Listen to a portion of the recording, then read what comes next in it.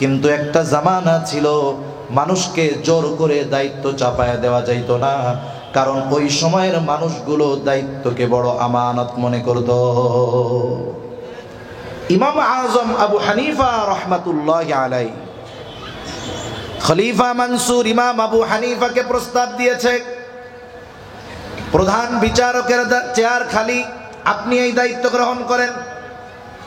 প্রধান কাজী প্রধান বিচারকের দায়িত্ব নেন। ইমাম আবু হানিফা সকলের সামনে খলিফার প্রস্তাব ফিরিয়ে দিল। খলিফা মনসুর রাগান্বিত হয়ে গেছে যে এত বড় প্রস্তাব আমি দিলাম, মানুষের সামনে মুখের উপরে প্রস্তাব ফিরিয়ে দিল, কত বড় সাহস। মানুষের মধ্যে কয়েক সময় গরম থাকে বেশি, কিছু গরম থাকে পোশাকের গরম। যেমন অনেক প্রশাসনের লোক আছে, পুলিশ, আর্মি, এয়ারফোর্স, জিজ্ঞাসা করবেন স্বাভাবিক সময় তার মেজাজটা একরকম থাকে, কিন্তু ইউনিফর্ম যখন পরে মেজাজটা আর একরকম হয়। পোশাকের এক অহংকার থাকে, ক্ষমতার আর একটা অহংকার থাকে। ক্ষমতার অহংকারে জর্জরিত মনসুর ইমাম আবু হানিফার মর্যাদা বুঝতে সক্ষম হলেন না। হাতের মধ্যে একটা চাবুক ছিল, চাবুকটা দিয়ে ইমাম আবু হানিফার গায়ে বাড়ি মেরে দিয়েছে। আমার মতো মোল্লা যদি সরকার পিটায় কিছু কওয়ার নাই। ইমাম আবু হানিফাও কিছু বলেন নাই। খলিফা মনসুর রাজপ্রাসাদে ফিরে গেলেন।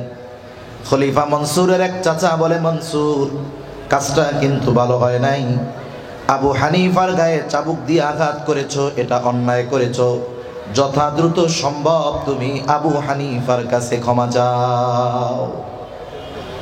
রাগের মাথায় মানুষ অনেক কিছু করতে পারে, কিন্তু যখন রাগ না থাকে ওই কাজ যে করছে এটা ভাবতেই সে লজ্জা পায়।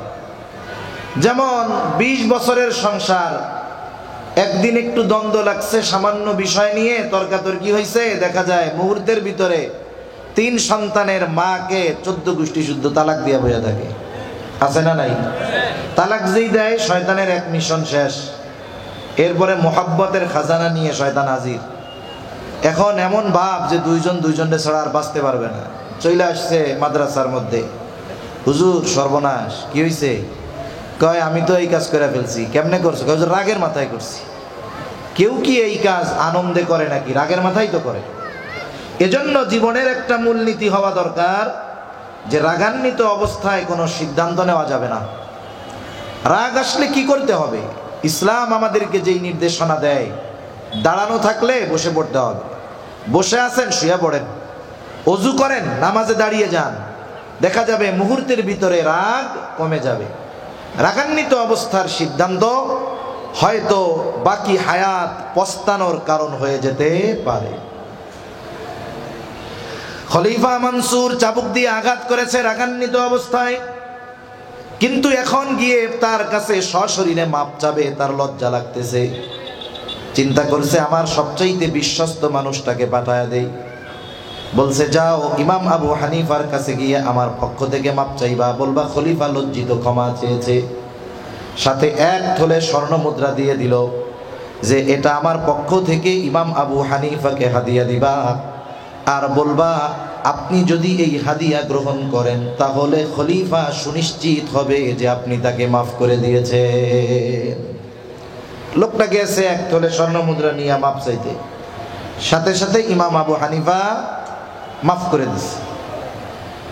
এইবার এই স্বর্ণ মুদ্রার থলে দিয়া বলে এইটা খলিফা আপনাকে হাদিয়া দিছে, এটা যদি আপনি গ্রহণ করেন তাহলে উনি সুনিশ্চিত আপনি মাফ করেছেন।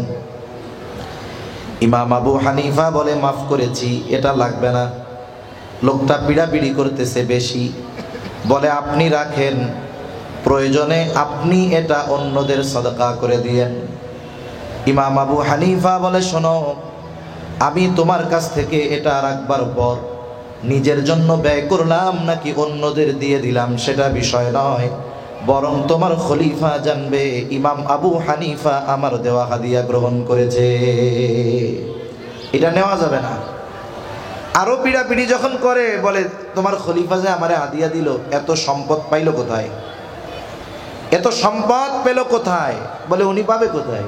রাষ্ট্রীয় কোষাগার থেকে দিছে। বলেন তো, রাষ্ট্রীয় যেই সম্পদ এটা কি রাষ্ট্রপ্রধানের নিজের সম্পদ?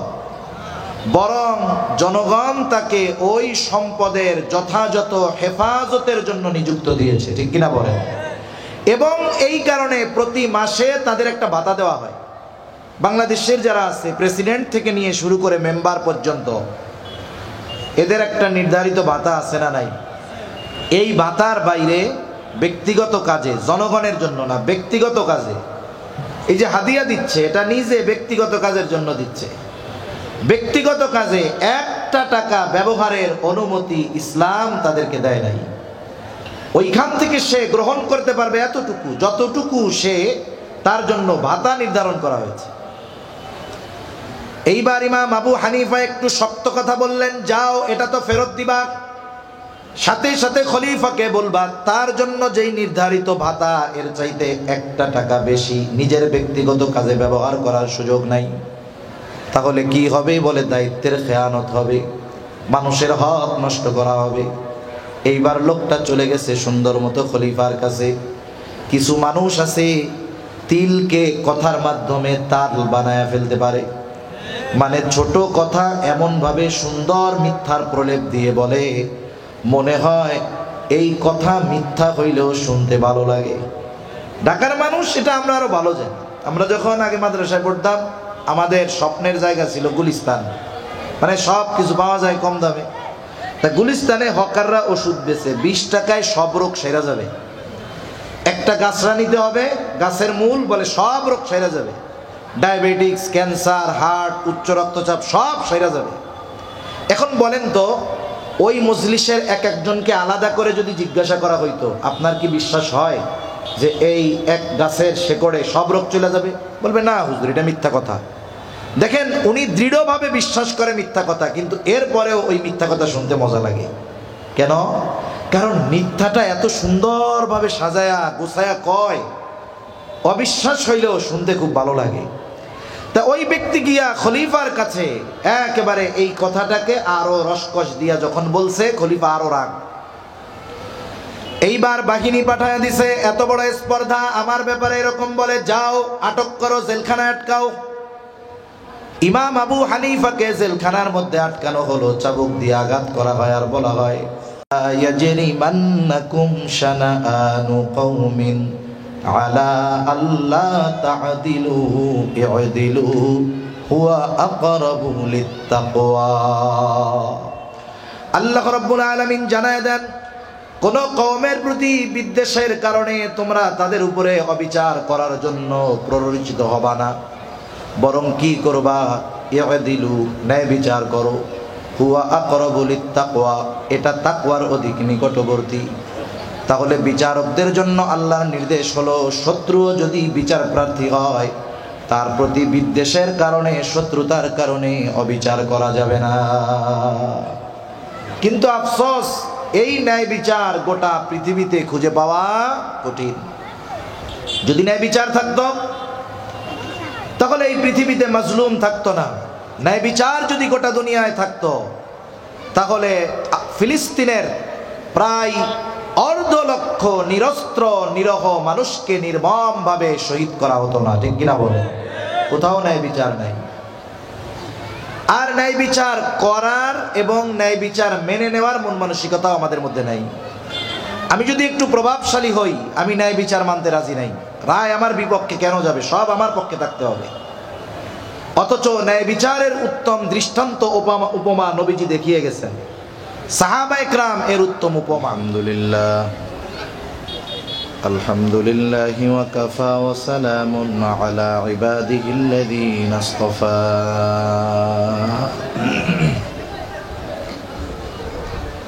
আম্মা বা'দু ফাআউযু বিল্লাহি মিনাশ শাইতানির রাজীম। বিসমিল্লাহির রহমানির রহিম।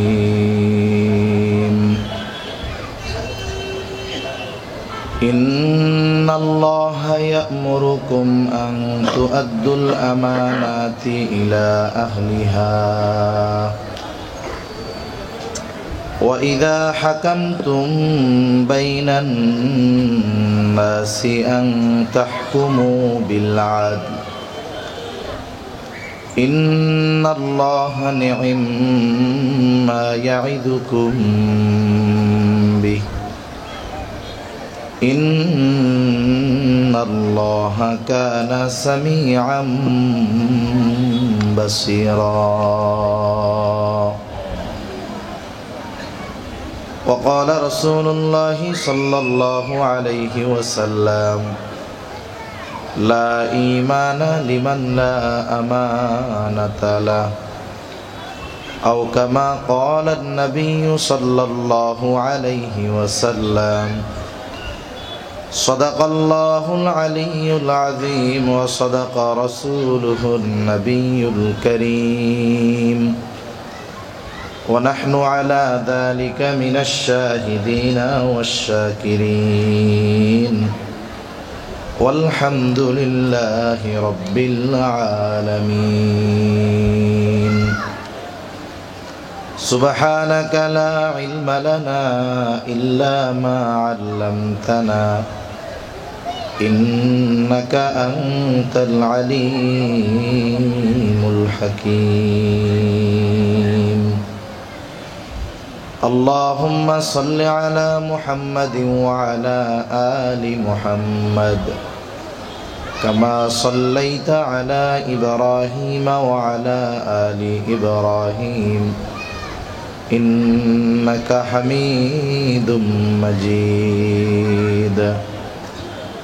اللهم بارك على محمد وعلى آل محمد كما باركت على إبراهيم وعلى آل إبراهيم إنك حميد مجيد.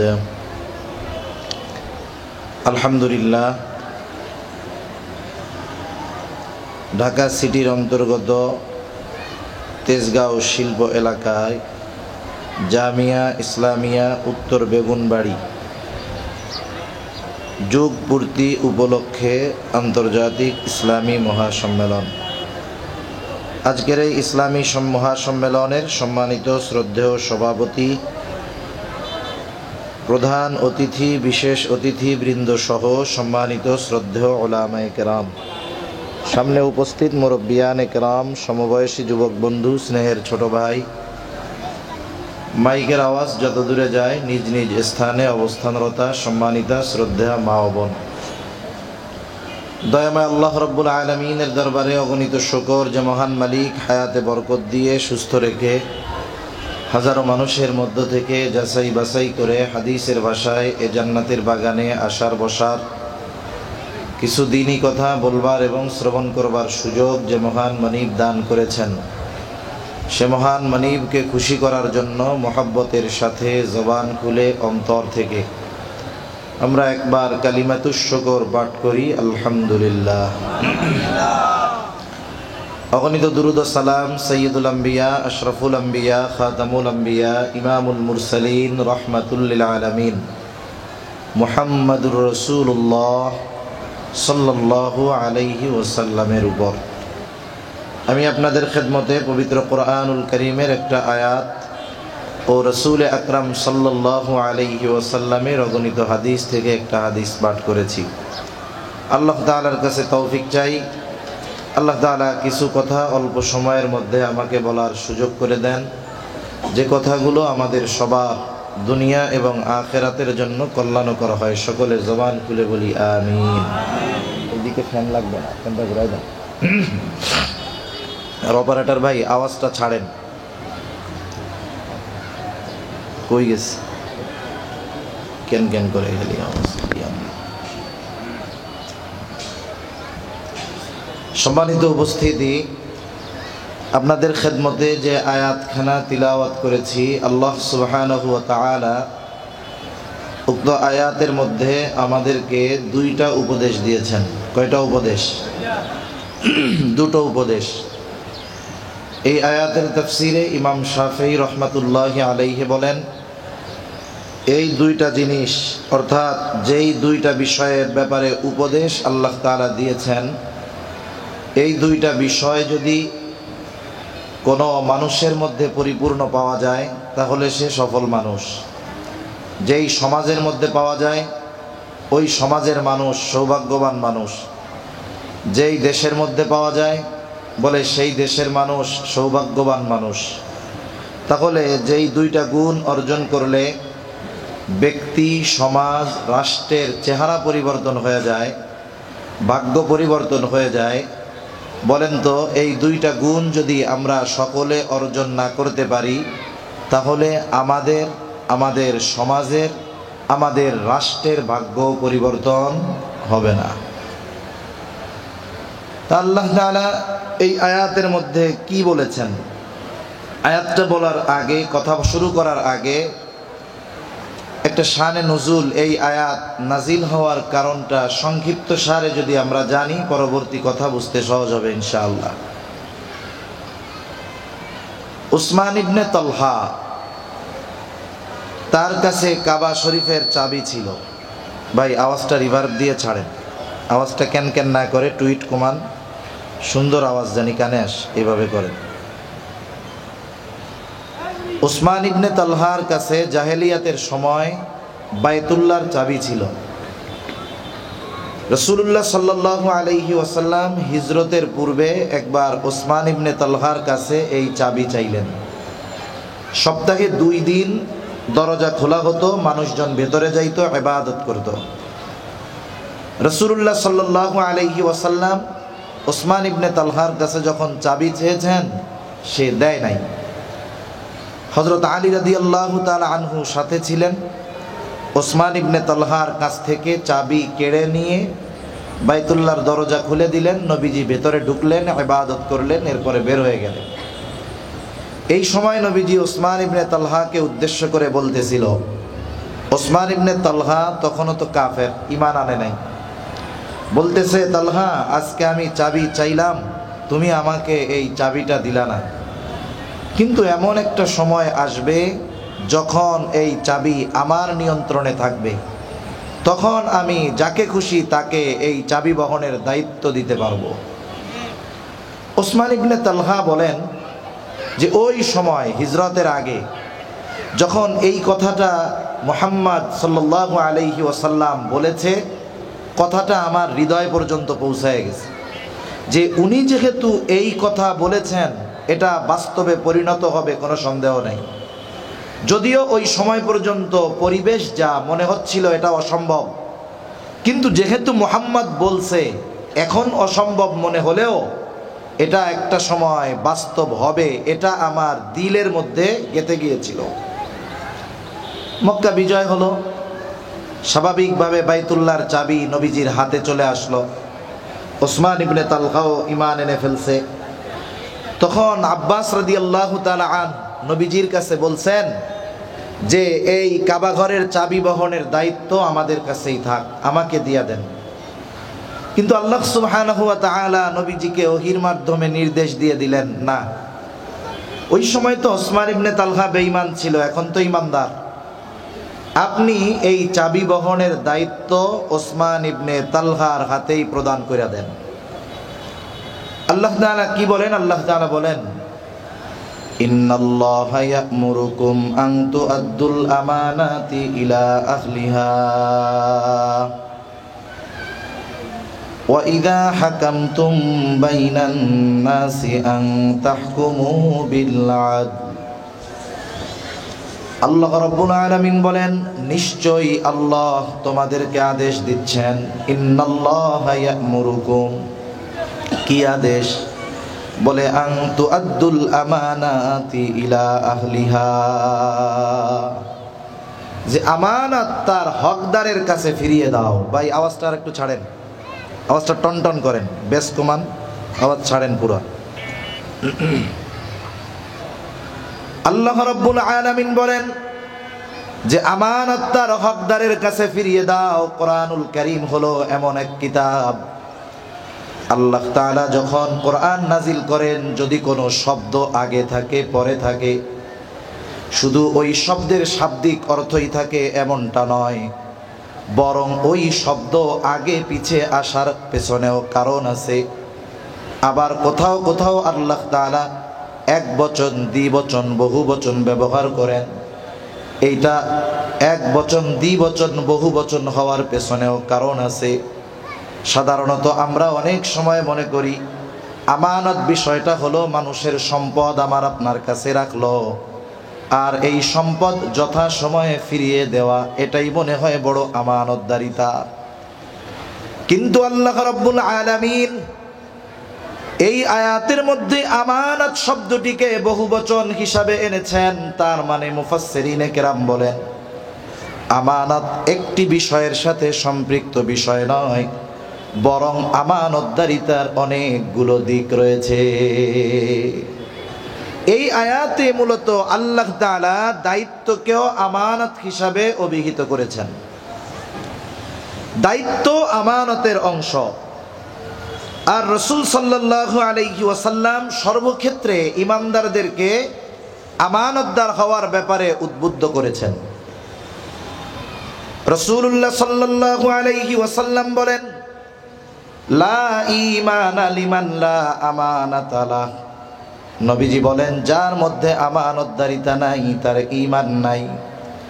কারণ আমানতহীনতা এটা মুমিনের কর্ম হতে পারে না। আমানতের খেয়ানত এটা কোনো মুমিনের কর্ম হতে পারে না। সেই জন্য যে খেয়ানতকারী সে প্রকৃত মুমিন নয়। আর মুনাফিক হলো, তার আলামত হলো খেয়ানত করা।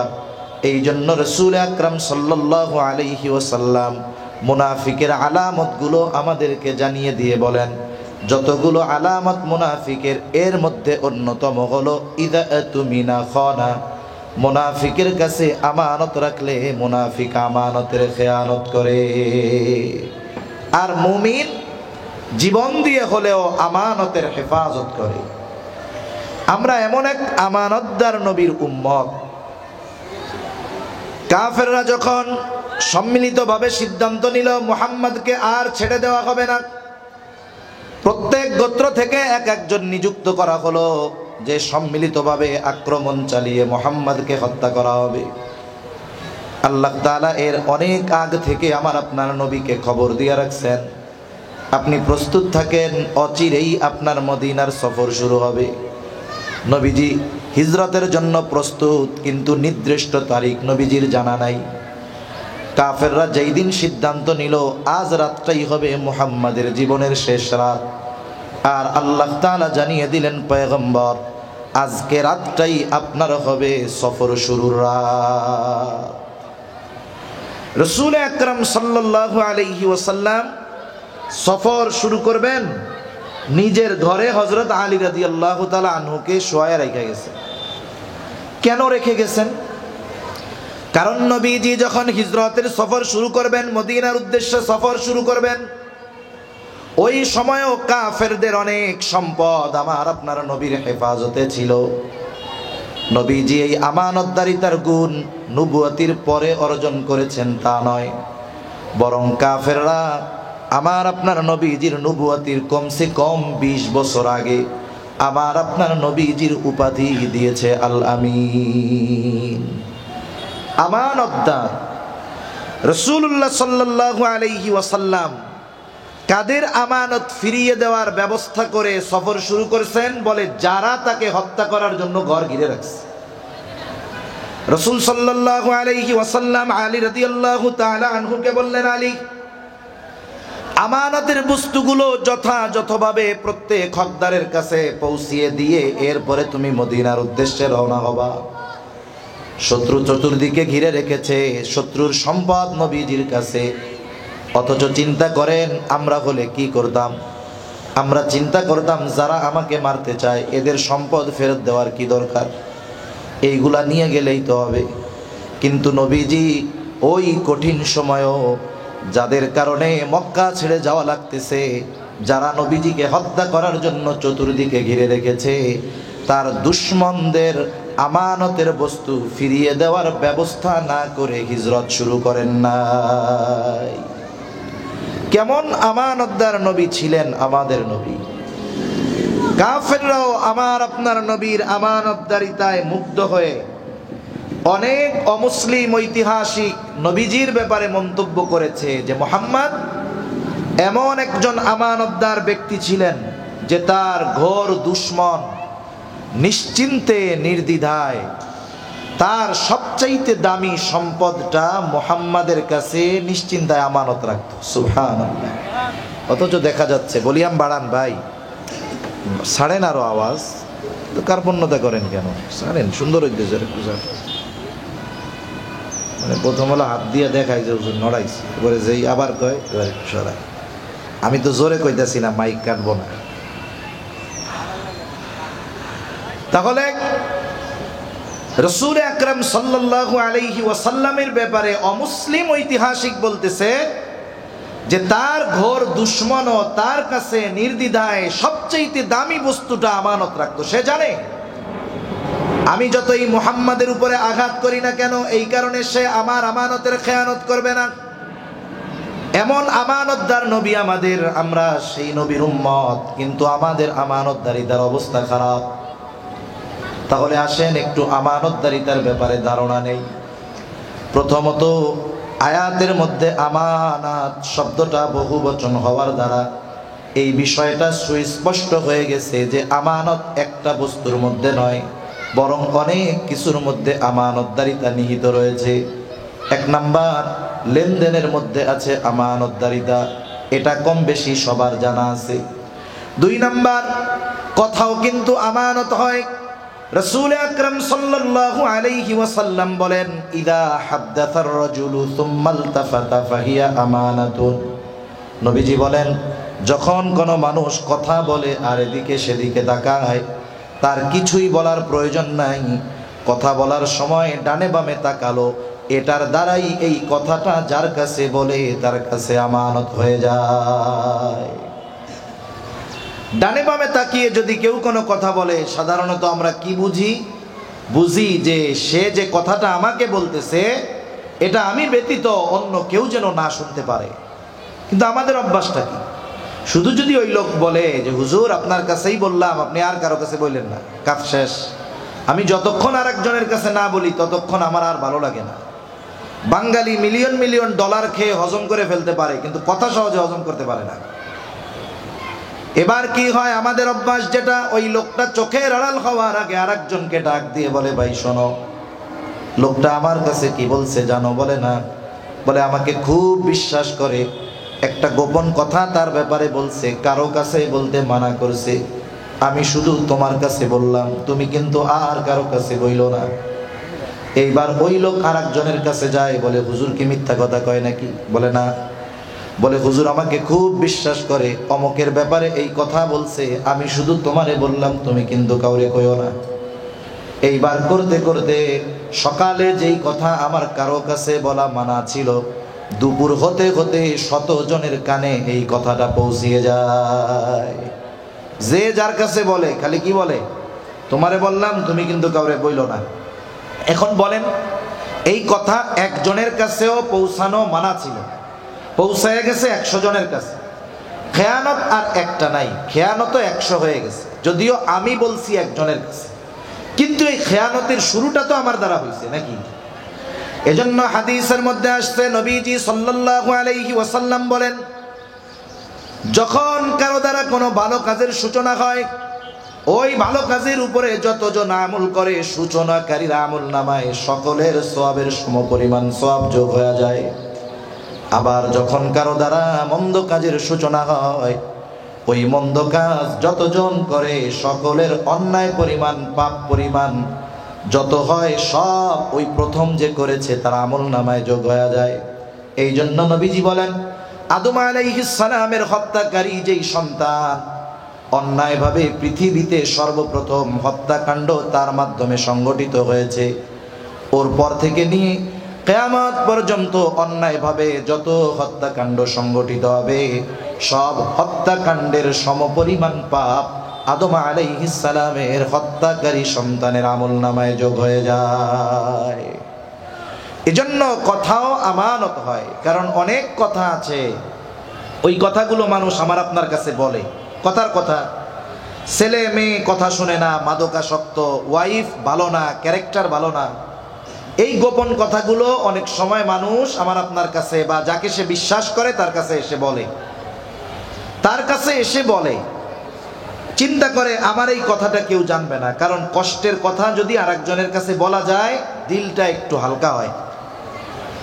এই কথা যদি মানুষের কাছে মাইক লাগিয়ে বলে তাহলে সে লজ্জায় রাস্তায় বের হতে পারবে না। এখন আমি আপনি যদি তার এই কথাগুলো সমাজের মানুষের কাছে প্রকাশ করে দেই, এই যে তার দোষ ত্রুটি অথবা তাকে যে লজ্জা দিলাম, এটা কি ঠিক হইল? ঠিক হলো না। এই ধরনের বিষয়গুলো গোপন রাখা দরকার। যদি আমি তার দোষ ত্রুটি মানুষের কাছে বলে দেই, লজ্জা দেই, কষ্ট দেই, কি হবে? বলে আমি আপনি যদি অন্দর মহলেও যদি লুকিয়ে থাকি, ওই জায়গায় হলেও আল্লাহ তাআলা আমাকে আপনাকে অপমান করে ছাড়বে। এই জন্য যে কথাগুলো গোপন রাখার মতো এগুলো গোপন রাখবো। 3 নাম্বার, দায়িত্ব আমানত হয়। এই আয়াতে মূলত দায়িত্বকে উদ্দেশ্য করা হয়েছে। চাবি প্রদান মূল বিষয় নয়, মূল বিষয়টা হলো দায়িত্ব প্রদান করা। সেই জন্য দায়িত্বটাও কিন্তু আমানত। এখন তো এমন এক জামানা, মানুষ দায়িত্ব নেওয়ার জন্য প্রতিযোগিতা করে, দায়িত্ব নেওয়ার জন্য পারলে প্রতিপক্ষকে হত্যা করে ফেলে, দায়িত্ব নেওয়ার জন্য কোটি কোটি টাকা ঘুষ দেয়, দায়িত্ব নেওয়ার জন্য নিজের শক্তি প্রয়োগ করে। আমি 2টা ছোট ছোট উদাহরণ ঘটনা পেশ করে আলোচনা শেষ করে দেব ইনশাআল্লাহ। খলিফাতুল মুসলিমিন হযরত উমর রাদিয়াল্লাহু তাআলা বাজারে গেছে, এক ইহুদির কাছ থেকে ঘোড়া কিনেছে, আহলে কিতাব। তার কাছ থেকে একটা ঘোড়া কিনে সুন্দর মতো দেখে শুনে যাচাই বাছাই করে বাজারের বাইরে গেছে। ঘোড়ায় যেই উঠতে গেছে দেখে ঘোড়ার পায়ে সমস্যা। এক সময় গুলিস্তানে খুব বেশি টানা মোবাইল বিক্রি হইতো। যারা বিক্রয় করতো এরা কঠিন চিজ, অনেকজন এরকম ধরা খাইছে। ওই সময় একটা ক্যামেরা ফোন আসছে, খুব নাম করা নোকিয়া N72 ক্যামেরা ফোন। এখন এটার দাম যদি 40,000 হয়, গুলিস্তানে এটা 5-7 হাজারে পাওয়া যায়। গেছে একজন কিনতে, সুন্দর মতো ওকে ফোনটা দেখায় দিছে, চালু টালু করে দিছে। বলে ফোন ঠিক আছে তো? টাকা বের করেন, টাকা বের করেন। এবার ফোনটা পকেটে ঢুকাইছে, সিমিলার আর একটা জিনিস ফোন ওর পকেটে আছে, এক্সচেঞ্জ করে ওইটা আবার ওর হাতে দিয়ে দিছে। দিয়ে বলে বাড়ি দেখছেন তো সব, কোনো সমস্যা আছে? না, টাকাটা দেন, বাড়ি গিয়া সিম ওপেন করেন, তাড়াতাড়ি যান, এরিয়া নিরাপদ না। ও একটু পরে গেছে, সিম ওপেন করতে যায়, খুলে না। কিরে, এবার খুললে মুল্লা দেখে ভিতরে একটা লাক্স সাবান ভরে দেওয়া, উপরে সব ঠিক আছে, ভিতরে কি সাবান? লাক্স সাবান। এখন বেছে সুন্দর মতো দেখে শুনে কিনে বাইরে গেছে, উঠতে গেছে, পায়ে সমস্যা, ঘোড়া নিয়ে ফেরত আসছে। এসে বলে, এই তুমি আমারে খারাপ ঘোড়া দিছো কেন? বলে না, ভালো ঘোড়া দিয়েছি। দুজনের মধ্যে তর্কাতর্কি শুরু হয়ে গেছে। অর্ধজাহানের শাসকের সাথে তর্ক করতেছে একজন ইহুদি। চিন্তা করা যায়। হযরত ওমর রাদিয়াল্লাহু তাআলা আনহু বলেন, তোমার আর আমার মধ্যে এই বিষয়ের মীমাংসার জন্য তৃতীয় আরেকজনকে তুমি বিচারক হিসাবে মানো। দেখে সামনে দেখা যায় সুরাই। ইহুদি বলে, খলিফাতুল মুসলিমিন, আমার আর আপনার মধ্যে এই সমস্যা নিরসন করবে সুরাই। সে যা ফয়সালা দিবে আমরা মাইনা নিব। বলে হ্যাঁ ঠিক আছে। এবার সুরাই আসছে। দুইজনের কথাই সমগুরুত্ব সহকারে শুনেছে, বাদী বিবাদী উভয়ের কথা। নবীজি বলেন, বিচারক যখন বিচার করবে, বাদী বিবাদী উভয়ের কথা সমগুরুত্ব সহকারে শুনতে হবে। এর উপরে ভিত্তি করে ইনসাফের সাথে রায় দিতে হবে। দুইজনের কথা শোনার পরে বলে, খলিফাতুল মুসলিমিন, আপনি কি চান? বলে, আমি চাই সে ঘোড়াটা ফেরত নিবে। বলে, অবশ্যই সে ঘোড়া ফেরত নিতে বাধ্য। তবে একটা জিনিস আপনি বলেন, আপনি যখন তার কাছ থেকে ঘোড়া বুঝে নিয়েছেন তখন কেমন ছিল? বলে, যখন বুঝে নিয়েছি তখন তো কোনো সমস্যা ছিল না। কখন সমস্যা দেখা দিছে? বলে, বাজারের বাহিরে গেছি, ঘোড়া তখন দেখি সমস্যা। তার মানে বেচা কেনার মজলিসের মধ্যে এই ত্রুটি ধরা পড়ে নাই। এখন কি হলো? বলে, খলিফাতুল মুসলিমিন, আপনি যেহেতু তার থেকে ভালো ঘোড়াই বুঝে নিয়েছেন, এখন যদি আপনাকে ফেরত দিতে হয় অবশ্যই যেমনটা তার কাছ থেকে বুঝে নিয়েছেন তেমনটাই আপনাকে ফেরত দিতে হবে। রায় খলিফার পক্ষে গেছে না বিপক্ষে গেছে? মনে করেন পৃথিবীর এমন দেশ, যেই দেশে এক বিচারক এমন এক রায় দিছে, লিগেল রায়, সরকার প্রধানের বা তার দলের বিপক্ষে গেছে। প্রধান বিচারকের বাইচা থাকাই কঠিন, যদিও সে মুসলিম না। আবার সৌভাগ্য আমেরিকা চলে গেছে, ঠিক কিনা বলেন? ন্যায় বিচার মানতে রাজি নাই। পাতি নেতা হইলেও ন্যায় বিচার মানতে রাজি নাই। খলিফাতুল মুসলিমিন একটু পরেই বলে, হ্যাঁ শুরাই, এটাই ন্যায় বিচার, এটাই ন্যায় বিচার। এই যে ন্যায় বিচার করলো, খলিফার বিপক্ষে রায় গেছে, খলিফা রাগ হন নাই, বরং বলতেছে, শুরাই, কুফার প্রধান কাজীর আসনটা খালি, আমি তোমাকে নিয়োগ দিয়ে দিলাম, আজকে থেকে তুমি কুফার প্রধান বিচারকের দায়িত্ব পালন করবা। এইবার সে চলে গেছে। ওমর রাদিয়াল্লাহু তাআলা আনহুর সময়, তারপরে উসমান রাদিয়াল্লাহু তাআলা আনহুর সময়, আলী রাদিয়াল্লাহু তাআলা আনহুর খেলাফত কাল, আমিরে মুআবিয়া রাদিয়াল্লাহু তাআলা আনহুর সময়কাল, নিষ্ঠার সাথে ঐতিহাসিক অনেক রায় শুরাইয়ের মাধ্যমে দেওয়া হয়েছে। সর্বশেষ যেই কথাটা কইয়া আলোচনা শেষ করি, নবীজি সাল্লাল্লাহু আলাইহি ওয়াসাল্লামের দরবারে এক চোরের বিচার হবে। চোর হলো মহিলা, কুরাইশ বংশের, মাখজুম গোত্রের বংশ, কুরাইশ গোত্র মাখজুম। সাহাবায়ে কেরাম চিন্তা করে, কুরাইশ বংশের মহিলার যদি চুরির কারণে হাত কাটা যায়, তাইলে ইসলাম বিদ্বেষী কাফেররা, ইহুদিরা, এরা বলবে, দেখ নবীর বংশের মাইয়াও চোর।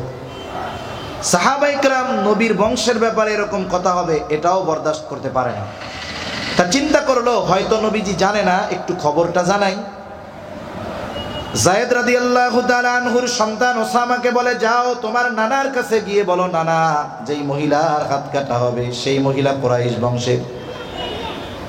নবীজির কাছে গিয়ে ওসামা বলছে, নবীজি বুঝে গেছে এটা ওসামা নিজের থেকে বলে নাই, শিখায় দেওয়া হয়েছে।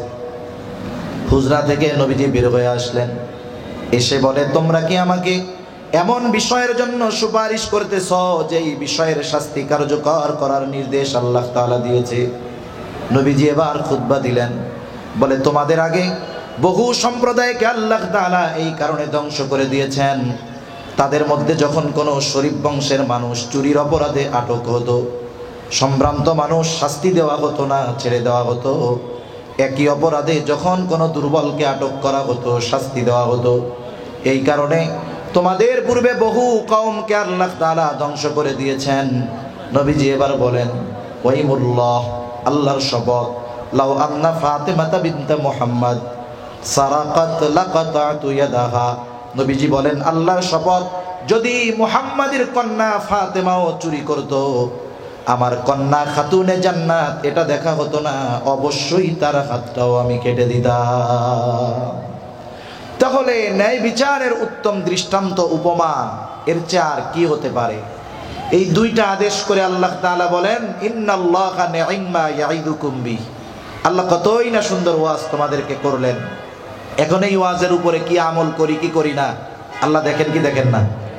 এই ওয়াজ, আল্লাহর ওয়াজ শ্রবণ করার পরে কি আলোচনা সমালোচনা আমরা করি, কেউ না শুনলেও আল্লাহ শ্রবণ করেন কি করেন না? কেমন যেন আল্লাহ বলেন, বান্দা কি করো আর কি বলো আমি সব দেখি শুনি। কেন? ইন্নাল্লাহা কানা সামিআন বাসীরা। নিশ্চয়ই আল্লাহ তাআলা সর্বশ্রোতা সর্বদ্রষ্টা। সর্বপ্রথম আমরাও চাই আমানতদার ন্যায়পরায়ণ শাসক হোক, এজন্য আগে আমাদেরকে আমানতদারিতা ও ন্যায়পরায়ণতার গুণে গুণান্বিত হতে হবে। তা না হলে কি হবে? সময়ের পরিবর্তনে শাসকের চেহারার পরিবর্তন হবে, চরিত্রের পরিবর্তন হবে না। আল্লাহ তাআলা আমাদের সকলকে প্রকৃত আমানতদার ও ন্যায়পরায়ণ হওয়ার তৌফিক দান করেন। আমিন। ওয়া আখিরু দাওয়ানা আলহামদুলিল্লাহি রাব্বিল আলামিন।